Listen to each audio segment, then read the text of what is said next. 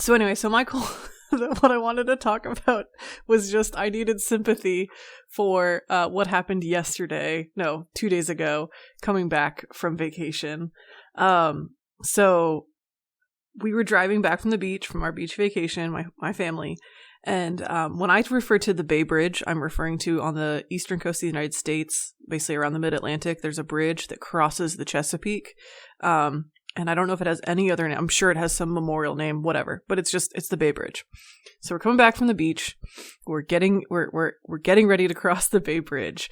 And whether you've crossed any kind of big bridge or gone in a tunnel or you reach the point of no more options, you're going in or you're crossing. And so we're sitting there, they've switched it. So we're coming back from the beach. And so they switched it where they can have two-way traffic on our side of the bridges so that more people who are going to the beach can go to the beach. So we all have to condense down and merge into these 2 lanes instead of the 3. And of course, that's a nightmare.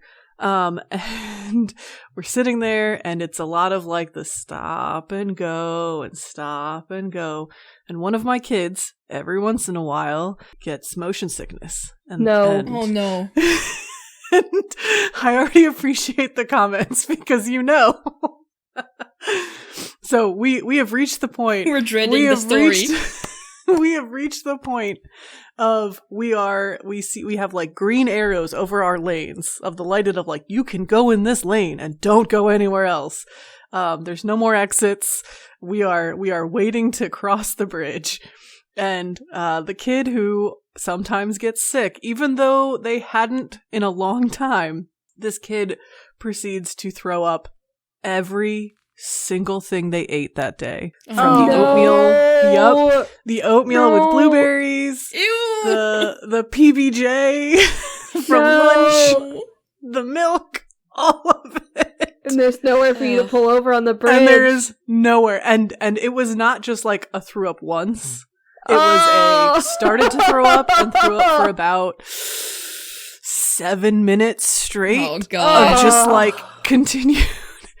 It feels very cartoony with like, so like you said, it's one of your kids. You have more than one. So like I'm picturing like one of them pukes and then one starts puking and then you start puking and your husband starts puking. It's just like a cycle. It's like that episode of The Office where like Pam starts to throw up and then everyone like starts throwing up because she does. Yeah. And luckily that didn't happen this time. It's happened in the past. Yeah. Oh god. I get migraines and grew like since I have been little get migraines and I have had a pattern of like getting the migraine in the afternoon, going home, sleeping, waking up, throwing up. So like my threshold for like tolerating puke is actually very high. But even so, we were at the bridge. There was no return. Nope. This kid is covered. I think I used half a roll of paper towels. I broke a cardinal rule of car seats and loosened the car seat so that I could get the completely sodden t-shirt off the kid. Yep. But then I immediately tightened it back up. But so now I have a shirtless kid who's just thrown up in the backseat of a car. You just like pull over somewhere and hose them off. Right? Yeah. Like at that point, that's all you can do. With what? With the water under the bridge. Go find a park and ask somebody with an RV if you could borrow their hose. Right? Like at that point, you just do what you gotta do, man. Well, and the whole time, because it's the bridge, and granted, they've taken away the toll booths and such, but there's often state troopers right there. And I'm like, please don't pull me over for being turned around in a seat. But anyway, so I clean up as best I can. To get the t-shirt off, I just shove the t-shirt in the bag with all the other puke paper towels because I smell. That t-shirt's dead to you now. It's garbage. Oh, and it was a t-shirt with a unicorn on it. Oh no. It's beloved. Anyway, this happened and then we were talking about, recording today and I was like, I've got the cold open because of course, this is the story of my return home from the beach. Thank you for this beautiful story. Yeah. What a great way. What a great and gross way to start this episode off. I'm so excited. Maybe you might reach that commitment level of response to some of our arguments, I think it's likely, for sure. So let's bring the mood back up. Yeah, let's go get it. All right, let's go.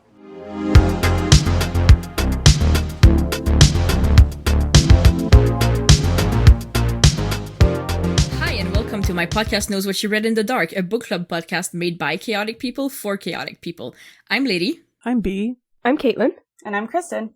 And we are 4 friends here to tell you about our favorite Simps. That's right, we've all been having a weird month, and none of us read anything worthy of the podcast. Literally. So we decided instead to record one of our special episode ideas. So welcome, listeners, to the Fictional Simp Tournament. Yeah. There was no way I was... So, just to shed a little bit of light on the month that we've been having, the 4 of us all just went on vacation together. It was great. It was wonderful. We had an amazing time. I got back to work, did 1 week of work, and then I got COVID, and I've been sick for like 8 straight days. As you can tell, she still is. I had an allergic level response and had to visit the emergency room. Yeah. Yes. It's been like fucked up for you guys. I feel so bad. Yeah, you've just been chilling, and the rest. Yeah, I mean, I was alright. I've just been reading books that you have all already read, so I have not read anything interesting, so...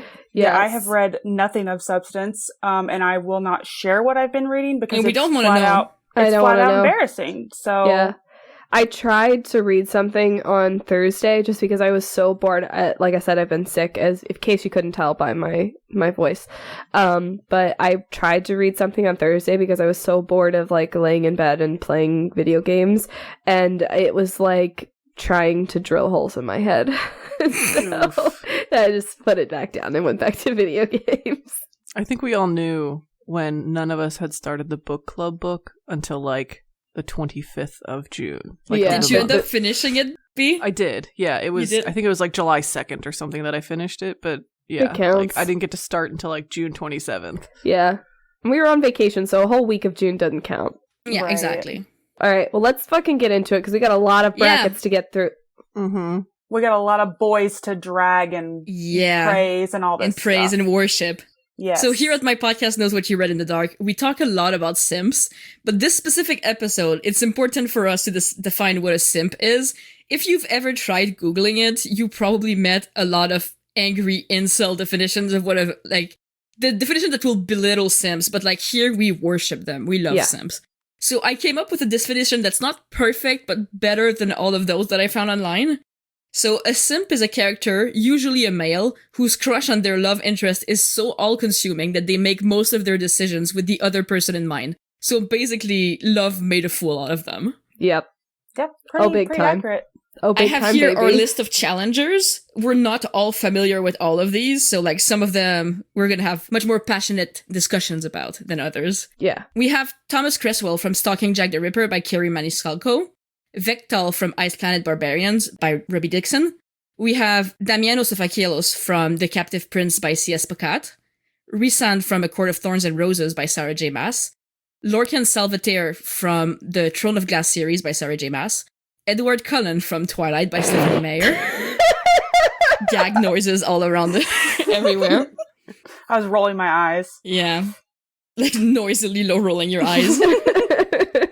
We have Oliver Marks from If We Were Villain by ML Rio, Benjamin Evans from The Darkest Part of the Forest by Holly Black, Cardan Greenbriar from The Folk of the Air by Holly Black, Kaz Brekker from Six of Crows by Leigh Bardugo, Oak Greenbriar from The Stolen Heir by Holly Black, Prince Korik from the Defy the Night series by Bridget Kemmerer, Matthias Elvar from Six of Crows by Leigh Bardugo, Hal Cavendish from Down Comes the Night by Alison Saft, Nathaniel Thorne from A Sorcery of Thorns by Margaret Rogerson, and last but not least, Jamie Westenberg from Two Wrongs Make a Right by Chloe Lees. Please know, I have prepared no arguments. Oh, me I am neither. ready to go in and raw dog every single one of these fucking brackets. This is gonna be the like a tempore debate for all of us. Yeah, I think it's best to kind of raw dog it because like I don't want to have to prepare. Like this should not be a thing where you have to. This should be a gut thing. At first, we wanted to make like a PowerPoint presentation about like the one we're most passionate about, but all of us don't want to put the work into it. Nope, so fuck that. we hope it's not gonna show. Our first round pits Thomas Cresswell against Vektal from Ice Planet Barbarian. Thomas. No notes. Yeah, it's Thomas, but I just want to say why I put Vektal in there. He's there to represent all of the barbarians, all of the Sakui, because they're all like super fucking like, they all love their wives, they all love their mates, but the thing is, they're mates, so they don't really have a choice, right? Right. And for me, like, I'm sure that's going to come up again later in the thing. Like, for me, it needs to be a choice thing. It has to be a choice. Yeah, and Thomas James Doran Cresswell chose Audrey Rose the minute he saw her dressed up as a man. And I think he's that's the best. Beautiful and bisexual representation. Yeah. We are all in agreement, I guess. Yeah, B didn't say anything, but she hasn't read it, so. Yeah, she read the first one. Oh, yeah, that's right. And she hasn't read IPB. I have to save my energy because I know Kristen and I are going to go at it. Oh, yeah, the last round on this bracket? Yeah, there's one of them you're going to go at it. So, like, I'm just holding myself back. Yeah, it's fine. Kristen and I are going to go at it later. It's fine. It's like Kristen versus so-and-so. Kristen versus so-and-so. Yeah. I can't wait. Let's move on to round 2 then, with Damon versus Rhysand. Damon. It's Damon. A kingdom or this? Damon. Yeah, I have a bracelet with that engraved on it, and I wear it like literally 90% of the time. If A Court of Silver Flames was not canon, this would kind of be a challenge, but it's not. So I mean, A Court of Silver Flames is canon. So Rhysand Mrs. Sarah J. Maas definitely ruined this relationship with that last book. She took a fucking straight razor to his characterization in A Court of Silver Flames. She shat on him straight up. But like, once again, he did not choose his mates. It's a mate thing. And therefore, for me, it's less interesting than it is less interesting. Whatever the hell Damon and Laurent have. Especially because if you're gonna fucking, if you're going to fall in love with somebody you didn't choose, it's Damon all the way. Like, there's no way on earth he would have chosen him. Well, and then the added guilt of understanding, like, how could he love me? I killed his brother. Yeah. Like, exactly. Like the like the challenge of your own self having to like overcome your bias and prejudice and understanding in order to accept the love that you are, like, you know, that you have for someone, and then also to either accept the unrequitedness of your love, that they're not going to love you, that there's no way they could overcome the hate they have for you. Yeah, we're gonna come back to them. Well, we have to keep going. We're going to have to go off on those again later, because now that they both won, they're going to be pitted against each other. Our next round is Lorcan Salvaterre from Throne of Glass versus Edward Cullen. Lorcan. Yeah. No, I think Caitlin also likes Lorcan. But I think I'm the biggest Lorcan stan in this place. Edward does not stand a chance. No. This is the problematic immortal guys bracket. Yeah, and Lorcan, at every single point, is better than Edward. Oh yes, and we literally included Edward because we needed a throwaway. Well, and I mean, Lady already said it, but Edward does fit the mold of a simp. He fits the mold of a simp. We couldn't, but we needed a throwaway, so he's on here. He does make a lot of decisions because of his love for Bella, but they're all terrible decisions that only make him. Only he wants and nothing about what Bella wants. He's the image of malicious compliance of the definition of simp. Exactly. He sucks, Lorcan rocks. You check the boxes, but in the way that are so harmful. I don't even know who Lorcan is, but Edward you don't is need to. He rocks. You don't need to. He fucking rocks. I'll say he's Edward's amazing. a wet paper bag, so anything compared to him is great. So we'll just Throne of Glass has been out for long enough that we can spoil the end of it. Lorcan gives up his immortality to stay with his mortal girlfriend. Yeah. Which is the complete opposite of what Edward does, which is begrudgingly turns his mortal girlfriend immortal. Yeah. But he never wanted that. Whereas Lorcan's I've lived enough. I can't, I'm okay with this life being my life. I'm gonna end it with her. Not only that, by the end of the book, he's no longer Lorcan Salvaterre. He takes her name. He is Lord Lorcan Lorchan. Literally. It's the best. Okay, Lorcan. Okay. Yeah. All right, this is when it gets bloody. Round 4, we have Oliver Marks versus Ben Evans. Ben, I haven't read If We Were Villains, but you also haven't read The Darkest Part of the Forest, but Ben. This is going to be the problem. Lady is going to have to be the moderator between the two of you because she's the only one who's read both. I've read neither. Kristen's only read If We Were Villains. B's only read The Darkest Part of the Forest. Lady has read both, and I've read neither. All right, Kristen, you're listed as first. So like I don't know. Do we have 2 minutes or something? You guys have to convince me. How about that? You have to convince Caitlin because I'm already biased because I already have my answer. Yeah, you have to convince me. Okay, you have 30 seconds. Kristen, go. Okay. Oliver Marks is so in love with the guy that he falls in love with that he admits to a crime that he did not commit so that he can go to prison instead of his love and spends 20 plus years in jail for it, even though he did not do it. That's all we gotta say. Okay. B, 30 seconds. Ben is so in love. First of all, Ben falls in love with the fairy prince, who's asleep in like a deep slumber. He falls in love with someone who he expects to never, ever, ever, ever wake up. And yet still, as a high schooler, every day at lunch, goes to this casket to talk to the prince and tell him everything. And to the extent that Ben, right, admits being in love with the prince when he does wake up, even though he thinks that the prince loves his sister. Like, he is committed so much that he is willing to hold on to this love despite that knowing that he will probably never have it until finally at the end of the book, because we're just going to spoil this, that the requited love that comes back to him, he is in a cage, imprisoned, about to be killed, and the prince is fighting for him and admits love to him in the middle of a fucking sword fight that they both expect to die from. Oh, I love this scene so much.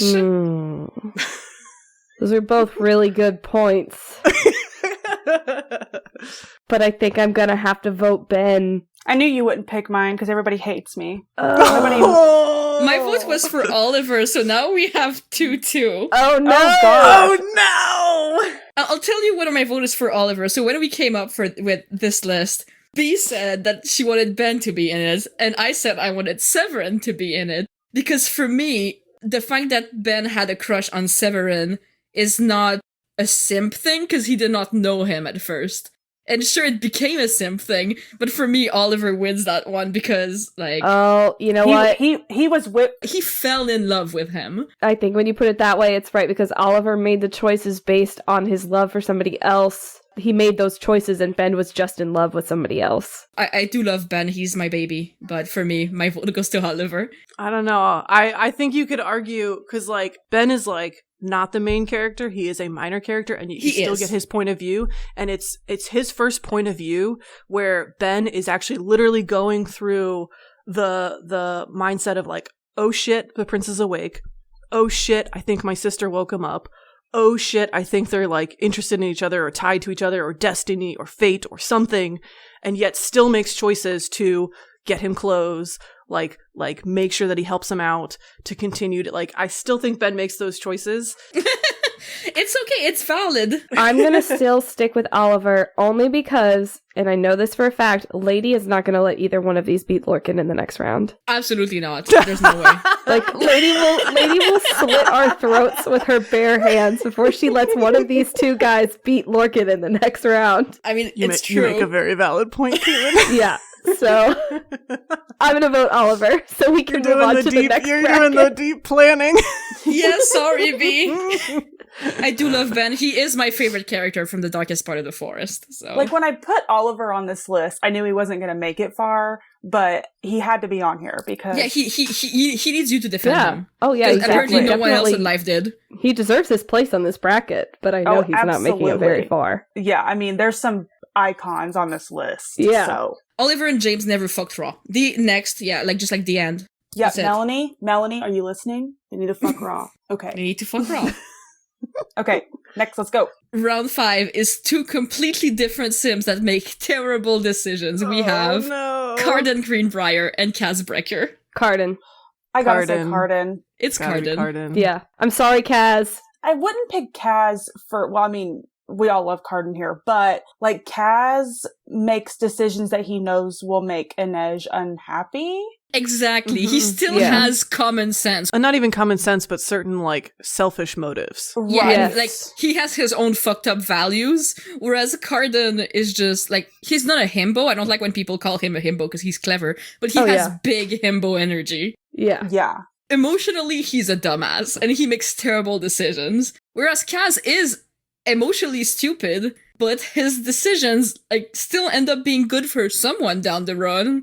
Cardan's decisions are just weird. He just like throws his emotions in a hat and like pulls out whatever. Cardan, before they even kissed, before they even said a nice word to each other, he commissioned her a dress. Exactly. It's embarrassing. Insane. It's so embarrassing. When you say it out loud, it is so fucking embarrassing. He was drunk out of his mind when he did it too. Like, there's no way he was sober. Yeah. No way. So Cardan win this one. Absolutely does. Mm-hmm. Round 6, we have one that's going to be a little harder, I think. We have another Greenbriar with Oak Greenbriar versus Prince Corrick from Defy the Night. I'm also thinking down the line with this one because are we going to end up with 2 Greenbriars pitted against each other? Ouch. Maybe. Yeah. Either way, the thing that's tough about this is not only, like, it's also that both of these characters, Oak and Corrick, are in unresolved series. Yes. Right? So we are in limbo. And Mrs. Kimmerer is scaring us with that. Yeah. Exactly. Yeah. Bridget is on my watch list. Yeah. Apparently, it's going to be a rough one, a rough third book.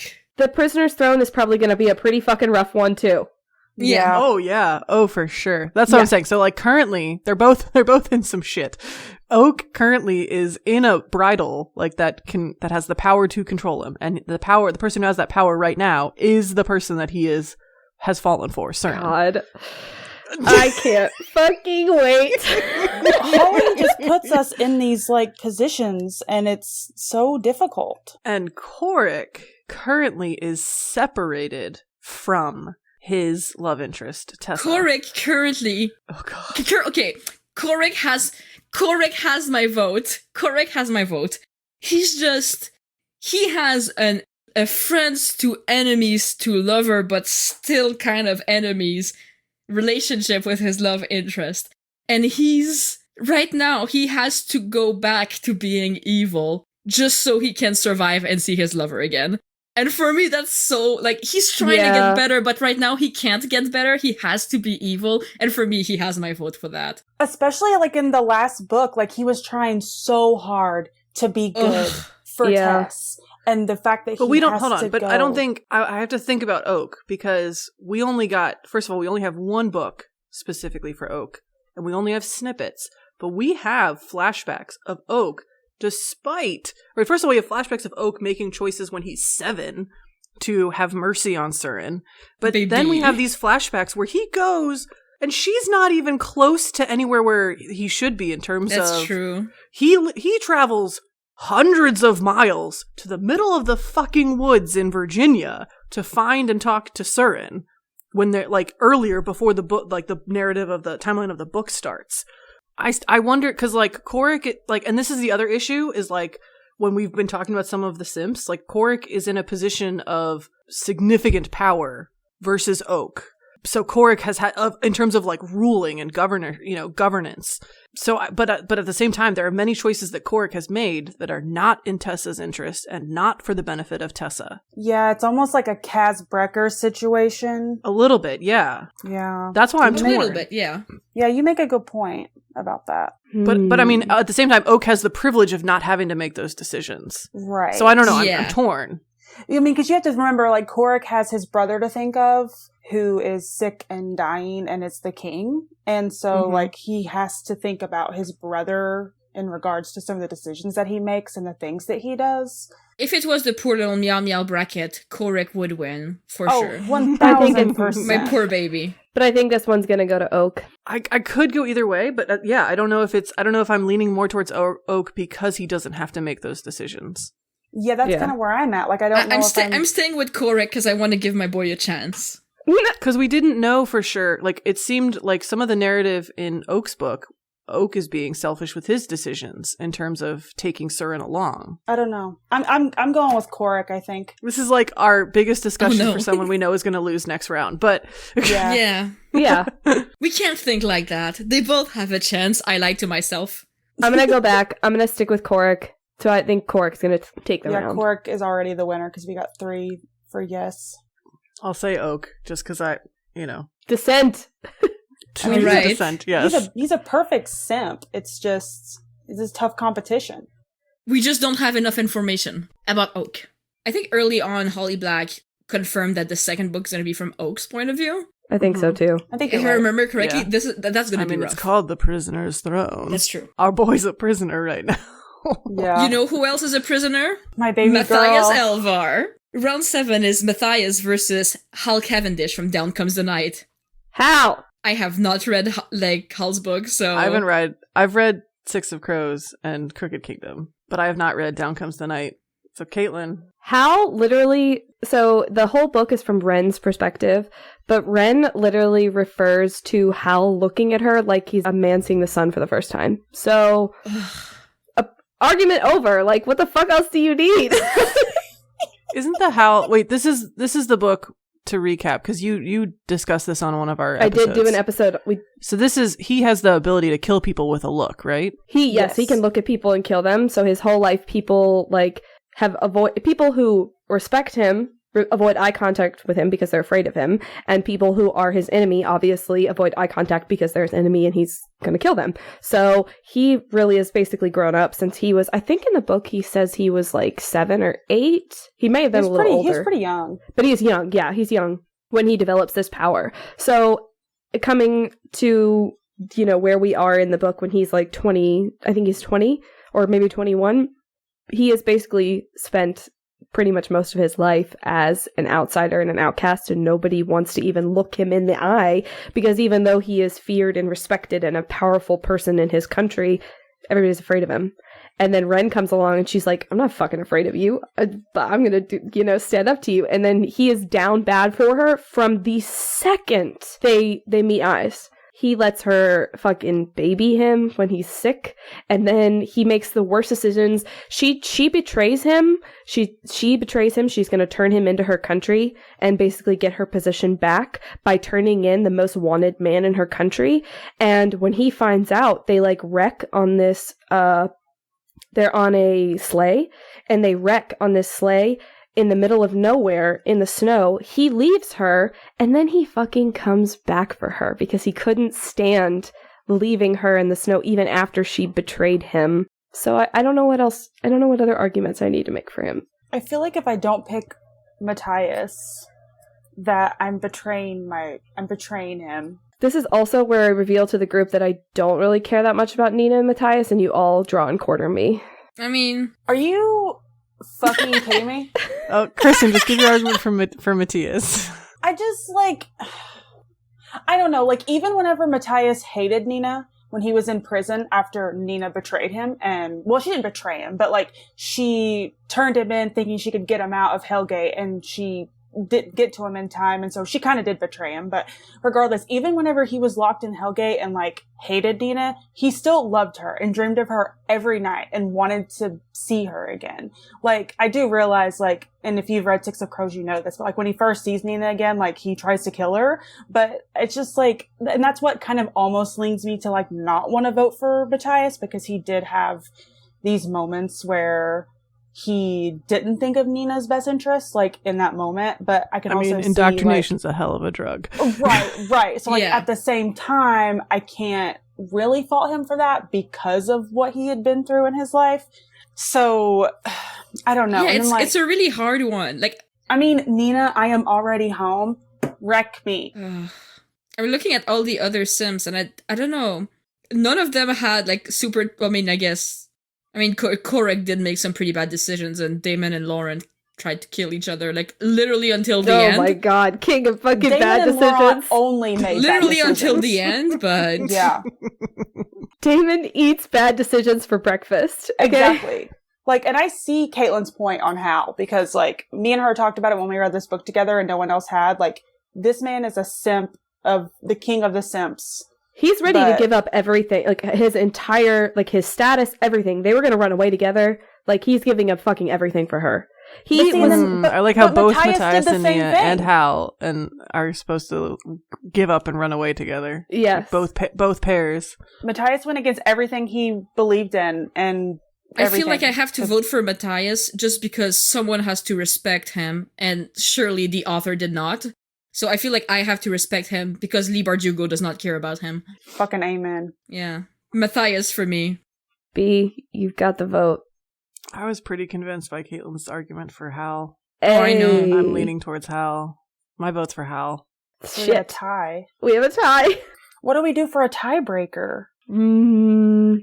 I mean, I could go either way. I could go for Hal. Like, I mean, I could really go either way also. Like, and that's saying something because everyone here knows how much I love Matthias. Well then since we have a tie, let's pick who we think is really gonna make it for the long haul, because none of them is. We already know who's gonna win the next round. The next round I know who's gonna fucking beat both of them, and he's in the next bracket. So I'm gonna vote for Hulk just because I thought your argument was really good. Thank you. Okay. Yeah, so there we go. I think Hull wins this one. Oh yeah, her argument was good. When she was saying it, I was like, man, I don't even want to vote for Matthias now. Hell I know, yeah.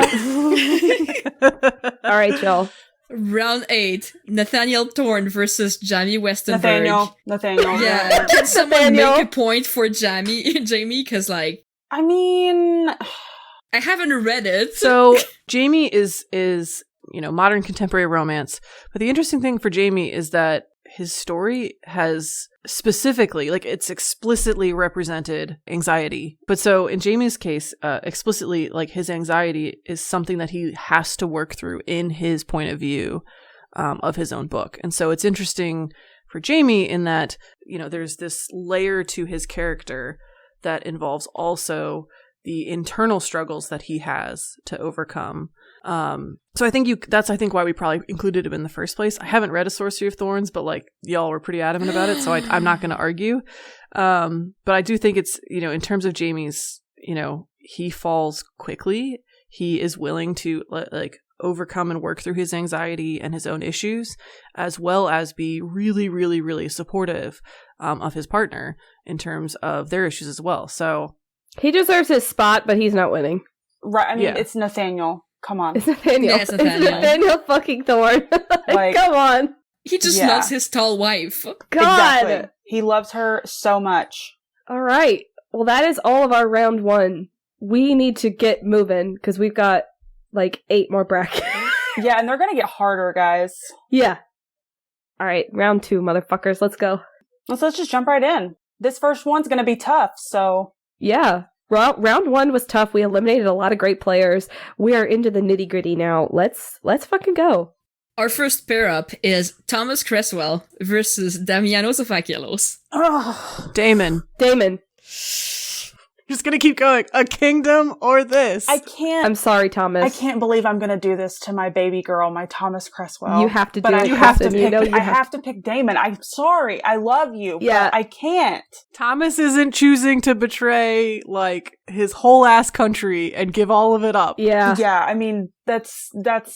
Kristen just carved a part of herself out. I did. To do that. I did. know. I mean, because I knew they were gonna be together, and I was like, I'm just gonna have to tell myself that I still love him despite this vote. I was prepared as your emotional support guardian. I was preparing to talk you through that one. Thank you. It's very tough for me. Damon is down bad from the beginning. Like, yeah, and he's a giant idiot. Yeah. Yes. Like we love him, and he's very smart in his own way. But he is also a fucking moron. Thomas, we're voting for you in our hearts, but it's not going to count. So Damon wins this round. In any other world, Thomas Cresswell would win this to the very end. But he's up against some true challengers today, and I guarantee, even after the books end, even after all the short stories, Damon will still get into a harness for Lauren. Yep. No, for sure. Yep. For sure. He's still wearing a slave cuff. So would Thomas. Let's be real. It's canon. Like, Thomas gets touche, pegged by. Absolutely. He fucking had Paschal keep one of the slave cuffs on when Laurent and him were nothing. Nothing.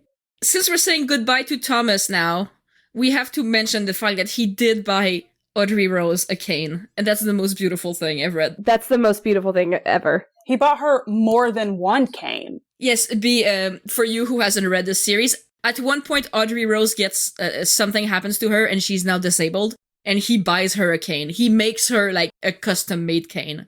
Are we talking like shillelagh level Irish walking stick cane, or like she hurts her leg and she walks with a limp and she needs a cane? she has like a permanent limp.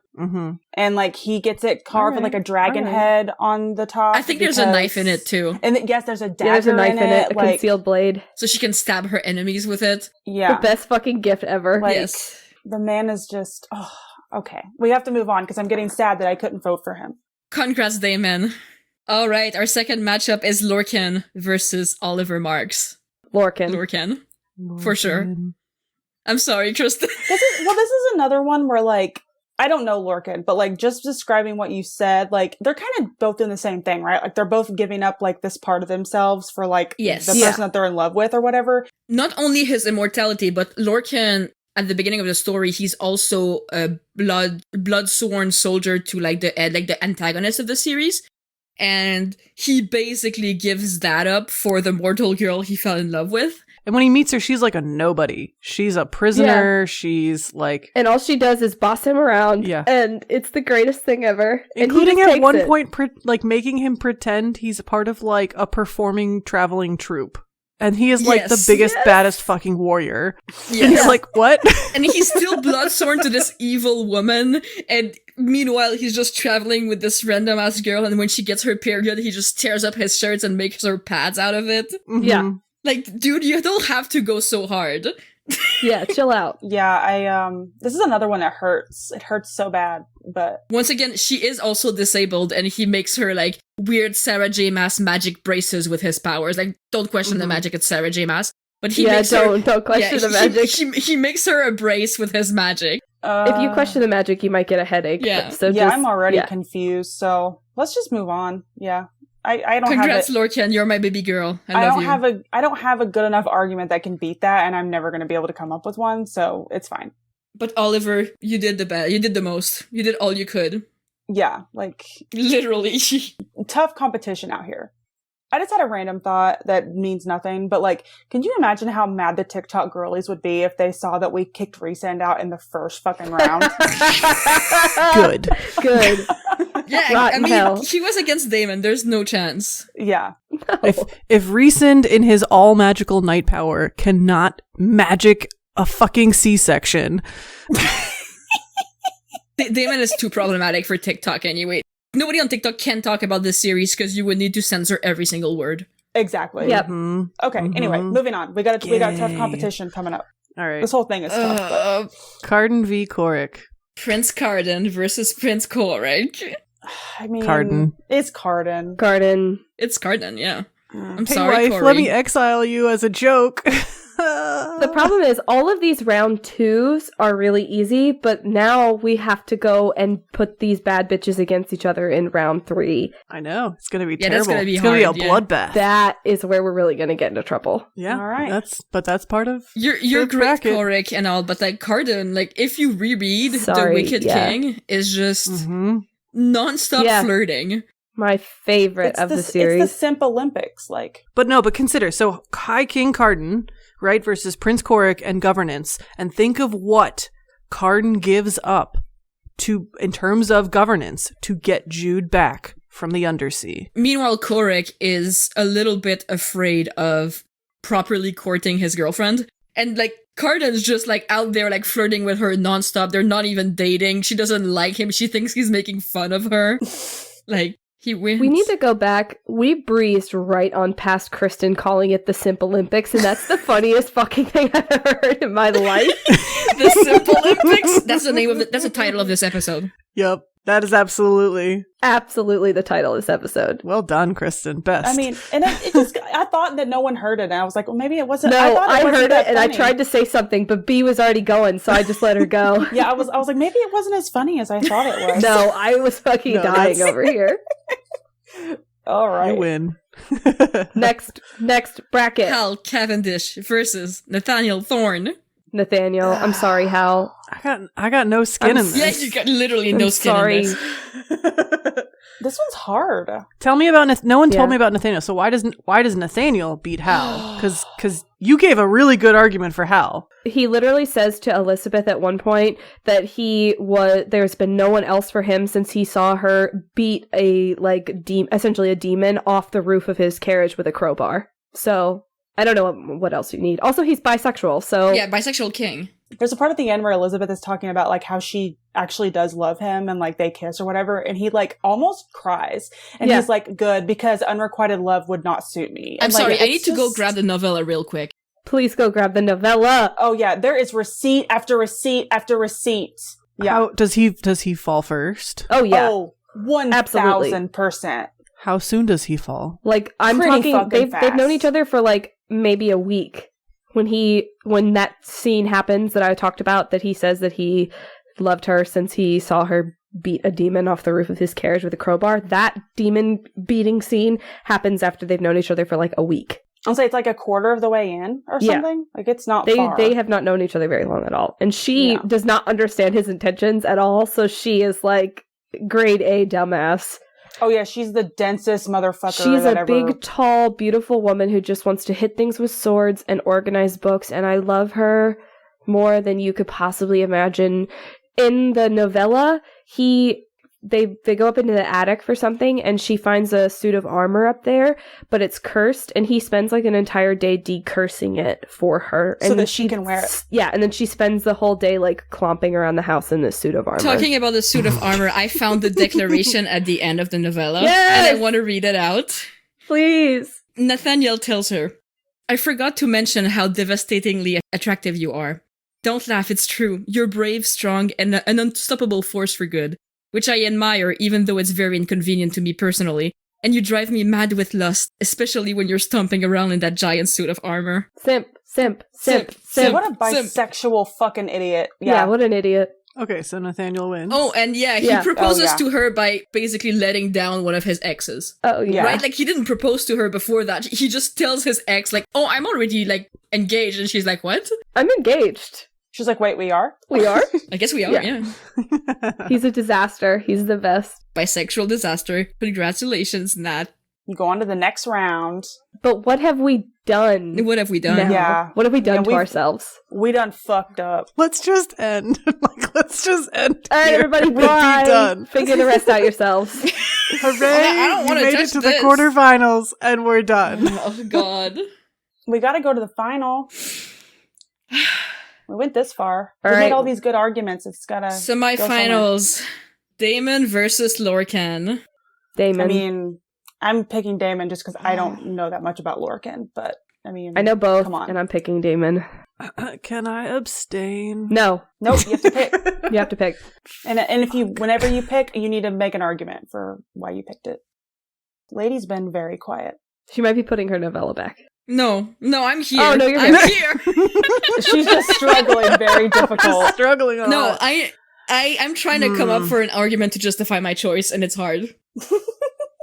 I'm gonna go for Lorcan because I might argue Lorcan. yeah, for me it's Lorcan I've because got after one sentence. 500 Damon. years of being a like loveless warrior, like who just basically like sleeps around with people he doesn't like, he finds this one random girl and he gives up his whole ass immortality for her. I hear you, and I raise him. you. I raise you, Damon, who has been raised his entire life thinking that he is going to take over the throne and be king. And when he is on the cusp of getting it back, he says to Laurent, we hold the center, everything from here to Aquitart. Could we not rule it together and call it a kingdom? Giving up everything that both of them have fought for to create a new kingdom in the center because of how bad he wants Laurent. But he does keep his kingdom. Hold on. And Yeah, but Lorcan loses that's just- everything. Yeah, he keeps his kingdom because of Laurent's efforts, not because of what he wanted to do. Yeah, it has nothing to do with Damon's So, choices. but this is unfortunately I sided with Lorcan because while not looking too hard at the magic system, Lorcan is bloodsworn to Maeve. Yes, he loses everything. No, not even the losing. Not even the losing. This is not even about the losing. He's bloodsworn, which means he's given orders that he physically must comply with. And his bloodsworn orders, he, even before giving up stuff, even before he's actually, like, realized that he's fallen, he manages to push the boundary of compliance with his bloodsworn oath in order to stay with and save, right?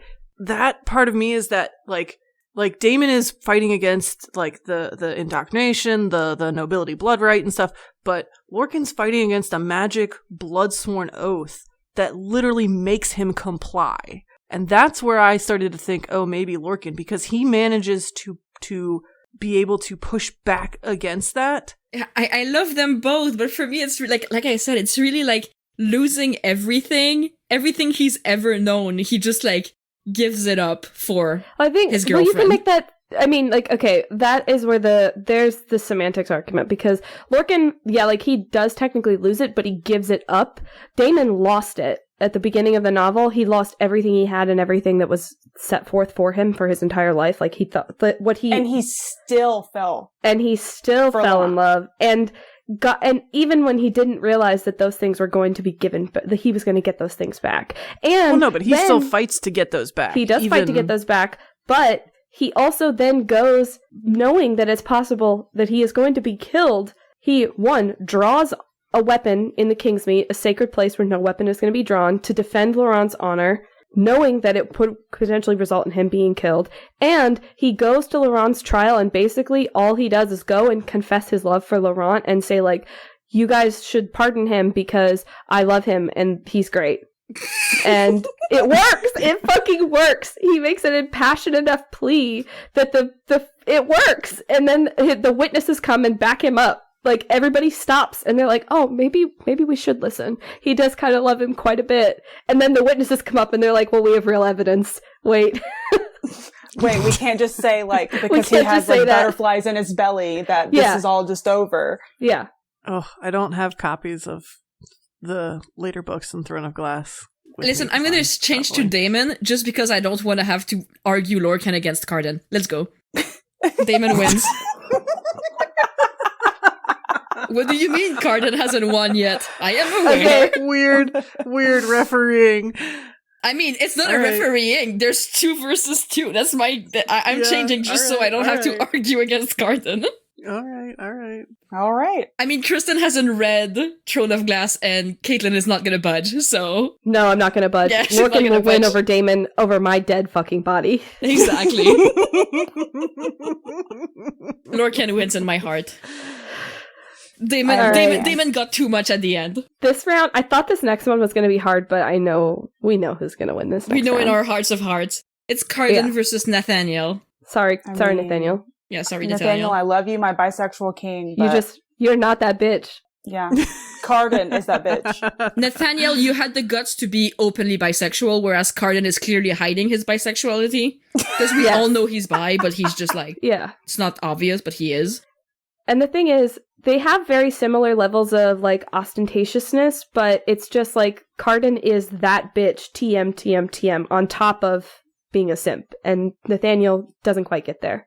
Cardan, like, it's this scene with Locke at the beginning of in The Cruel Prince, where he's just like, "Oh, did I steal your line?" It's just did like, I steal your line? He's like, that's basically like being a bitch. He's being a bitch to his friend, like to one of his best friends, just because his best friend is like dating the girl he likes. Cardan is a bitch, and I love him so much. I'm not ready for this last round, y'all. All right, episode over. Goodbye. They both win. Goodbye. In my heart of hearts, I knew it was going to come to this. Yeah, so did I. I knew this is what it was going to come down to. Final round. It was never not going to be Daemon. And everybody else Cardan. Was cannon fodder. I knew that this was what it was going to be. This is what it would have been if it was me. Like, if this was a Tumblr poll and I was voting, this is who it would have been for me. Oh, for me, it would have been Lorcan versus Cardan, but it's fine. I don't have to argue against Lorcan now. So I'm very happy. Final round. Cardan versus Daemon. The problem is, they have very, very similar storyline and love interests. Not necessarily storyline beat for beat, but like... It's some kind of situation. The power dynamics of both of these relationships are very similar. Yeah. Except, right? Okay, so Daemon and Laurent, both human. There is the wonder of, like, whether or not Twink Laurent can, like, keep up in terms of, especially, like, physical and fighting prowess and such, and you just find out that Laurent is just so determined to be good that he did it. But Jude is at an obvious disadvantage in every fucking thing. And Cardan is like, oh, right, are we gonna let human Jude go? And he doesn't realize that she's gonna be fighting against her red cat father, right? But, like, he is so in love with Jude that even though she is at an obvious disadvantage as a human in the fairy realm, he still is like, she's amazing and she's got it and she does all this. And he's like still in awe, despite the fact that Jude is still always at a complete disadvantage in her circumstances. Whereas Laurent is not, right? And Daemon like often is from the, like, especially when he, in the beginning, when he is still a slave, like Laurent has the power dynamic and the power, like, also, and Jude doesn't. And so the simp factor for Cardan from a point of privilege to someone who is specifically in so many ways less than him, at least like visually, you know, like, etc. Like, I don't know. I still go Cardan, even though it hurts because I want Daemon, but Cardan. I'm just thinking of Daemon's line in The Adventures of Charles when he tells Charles that he'd work his whole life to be worthy of Laurent. Yeah, I think about that line all the fucking time. Once an hour. It haunts me daily. It does. I honestly don't know who I'm voting for. I think with Cardan, like, Daemon does not have the self-deprecation that exactly. Cardan has. That's what gets me. Like that's what I Cardan, who is like, I am never going to like you. I hear what you're saying in terms of working his whole life to be worthy, but like Cardan never gets to a point either. Cardan, my worm-eaten scabrous heart, right? That could never be. The internet people who define the word simp would say that Cardan is the biggest simp because he is pathetic. And that's, like, the biggest thing about, like, simps for other people. We could argue that Daemon's pathetic, too, though. I mean, Caitlin already mentioned, like, he goes to court with no argument, except Laurent, Uwu, I love him. Yeah, but he doesn't have the, like B said, like, he doesn't have the same self-deprecation that Cardan has, like, the pathetic, like, emo boy letters. Yeah, he knows his wrote worth. to her on exactly, yeah. Yeah, that's Daemon knows also his true. worth. Yeah, he knows he's a king. Yeah. And he knows that he deserves. And unfortunately for him, he's decided to throw all of that away and say, no, I want Laurent. I don't care what I deserve. I want Laurent instead. Mm-hmm. I think I'm going to have to go with Cardan. Yeah, I'm going with Cardan, I think. Cardan, yeah. I will raise an island from the ocean to boss flex because you threaten my girlfriend. I still want to make the argument that they have similar relationship dynamics in, like, that Cardan from a place of privilege, is the one who thinks Jude has all the power. And Jude strategically and physically does have all the power, but more strategically has all the power. And that's where I was thinking of, like, their relationship dynamics are very similar in that Cardan and Daemon have no head for politics or planning. And Laurent and Jude do. That's their whole fucking thing. Oh, yeah. 1,000%. Yeah. Does Daemon, when Daemon makes, like, governance decisions, does he sit there and think, what would Laurent do? Like Cardan said that he did when Jude was gone. He does. He had to make choices. Yeah, he does. I know. So it's like, I'm kind of working myself through it. Like, yeah, he does. Like, you especially, and I don't think he necessarily thinks it overtly, but you can see it. Whenever he's reunited with all of the soldiers from Akielos, like, he's emulating Laurent. He's not acting the same way that he would. Especially, like, you can tell because Nicandros has known him his entire life, and even he makes different. Comments. Yeah, that he's different, you know? Yeah, but Jude, and that's hard because you don't necessarily see it because Cardan basically ditches his whole... I guess Nicasia could be the Nicandros comparison. Yeah, I guess. Of how he's changed. Because, I mean, he literally loses his friend group. Yeah. I don't know, I still don't know, because we can't tell if Jude could physically overpower Cardan or not. Oh, she like, could. We have reference to... Oh, come on. She 100% could. We don't even... No. No, we have reference to those sword fights when they were younger that Cardan does, like, in school and stuff, that Cardan does beat her. But again, it's whether or not she's holding back or if he's just faster. I feel like if he got Jude a little pissy enough, she'd beat the shit out of him. By the end of the series, she definitely beats him. But I'm also thinking, I understand, but it's also, I wonder, in terms, like, Jude is definitely not physically superior in Fairy. No. Like, the Fae can absolutely She is in my heart. Her. She is in my heart, yes. Anyway, what was your card you want to throw in, Caitlin? Oh, I was going to say my card is for, I'd like to throw a card in for Daemon's bitchiness, because we said something about Cardan being a bitch. Damon's a pretty fucking big bitch also. Yeah, he really is. Indeed, but that's not what sadly that's not what we're ranking. If we're matching them up pound for pound, I wanted to throw that in because he's a pretty big fucking bitch also. I don't have any evidence. I don't even have my phone with me right now. So I can't even pull it up on my phone. I have literally nothing in front of me, no notes, my phone, no books, nothing. I mean, I have the novella for Sorcery of Thorns. Does that help? That's going to help us. Oh. I could get Captive Prince, it's behind me, but I'm not going to do it. It's going to be Cardan for me, though. Like, this man has nothing. He had nothing, and he knows it, and he has, like, so much more now because of Jude. Like, has nothing as in, like, he was not going to inherit the throne, and he did. And he knows that it's all her fault. How can you fall in love with a person who put you in a position that you never, like, you specifically didn't want? Yeah.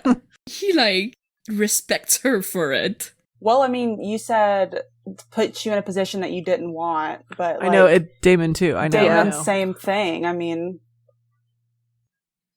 I would argue that's not Lauren who put him in that position. It's his brother. Damon makes the comment that if he had been anybody else, Laurent would have freed him the first night, but he only kept him because he was Damon, and he knew who he was. But I'll vote Cardan. I'm giving up. What's your vote, Kristen? I'm gonna have. Yeah, I'm gonna vote Cardan too, just because. Lady and I will sit here until we're dead. Oh yeah, no, I already gave up on Lorcan. I'm not giving up on Cardan. Yeah, Lady gave up on Lorcan. I'll give up on Damon, even though in my heart Damon wins, but it's fine. Well, in my heart, Thomas Cresswell won, but he got out long time ago. I'm so sorry. I'm really sorry that you picked a bad one, Kristen, to lay all your hopes on. I know it's sad, but it's fine. They can both win second place for me because I don't want to pick. So yay, Cardan is our overall winner. Yay. I knew we'd probably get here. Don't get me wrong, I love Damon. I love him. I know, I really like it was just like I don't want to vote. Do you know who the real winners are of this whole bracket? It's me, because now I'm going to reread both of these series. Nice. I'm sitting here thinking that I haven't read Captive Prince in like over a year, and I should definitely do that. I usually read it every January, and I didn't read it this year, so it's time. Yeah, it is time indeed. I've been wanting to reread the Raven cycle too, so. The real winner is Edward Cullen for actually being considered. Yeah, honestly, like he got the participation trophy of all participation trophies. Yeah, because let's face it, he did not belong. And at all. He doesn't really deserve his spot here. No, but he got one.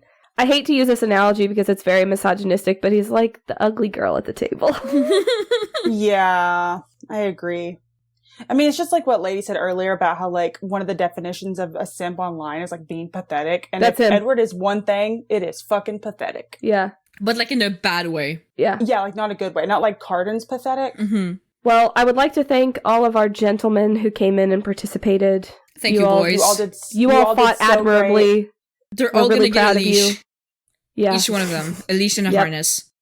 Yes. Every single one of you has one of those necklaces that's actually like a dog collar. Like, it's fine. We know. You don't have to tell us. Now I'm picturing Vektal with one of those. Every single one of these men that is with a woman would get pegged 10 times over. Absolutely. Oh, let's be real. 1,000. Let's be real. Oliver and Ben also get pegged. Oh, yeah. Come on. So, it's fine. You all fought bravely, and we love you. But it was really no competition here. We said no, there was competition at the end, for sure. Well, yeah, there was when we got into like the semifinals and the finals. But. There were a couple that surprised me. I did not think anybody was going to let me get Hal through. Oh, well, I don't feel passionately about Matthias. I'm the only one here that feels like very passionate about Matthias, and when he was on this list, I was like, I don't know how this is going to turn out, especially because like Caitlin can make better arguments than me. It's not him; it's the author who disrespected him. That is also it's her fault, yeah. Also, I was not leaving any prisoners with my arguments for Hal. Sorry. Well, and like, you make better arguments than me anyway, so I was like, if Matthias doesn't make it, he doesn't make it. He did what he needed to do, and then he got punished for it, so. And thank you to all the losers. We'll miss you. Let's get out of here. Lady, take us out. Thank you for listening to our weird episode, or episodes. We're not sure if this is going to be a two-parter or not. You can find us at Red in the Dark Pod on Instagram and Tumblr. Our email is redinthedarkpod@gmail.com if you want to ask a question about any of the Sims we discussed on this episode. We also have a book club. You can find us at Wernpage Library on Instagram and Tumblr, which will have details on how to join our Discord. Finally, we're hosting some challenges of Storygraph through the book club, which you can find by searching Wernpage Library's Book of the Month and Wernpage Library's 23 for 2023 in the challenges section of the app. On this episode, we talked about Simps from Stalking Jack the Ripper by Kerri and Maniscalco, Ice-Planet Barbarian by Ruby Dixon, The Captive Prince by C.S. Pacat, A Court of Thorns and Roses by Sarah J. Maas, Throne of Glass by Sarah J. Maas, Twilight by Stephenie Meyer, If We Were Villain by ML Rio, The Darkest Part of the Forest by Holly Black, The Folk of the Air by Ollie Black, Six of Crows by Leigh Bardugo, The Stolen Heir from Ollie Black, Defy the Night by Bridget Kemmerer, Down Comes the Night by Halison Saft, A Sorcery of Thorns by Margaret Rogerson, and Two Wrongs Make a Right by Chloe Lees. Keep reading, and we'll see y'all next time. Bye! Bye! Bye.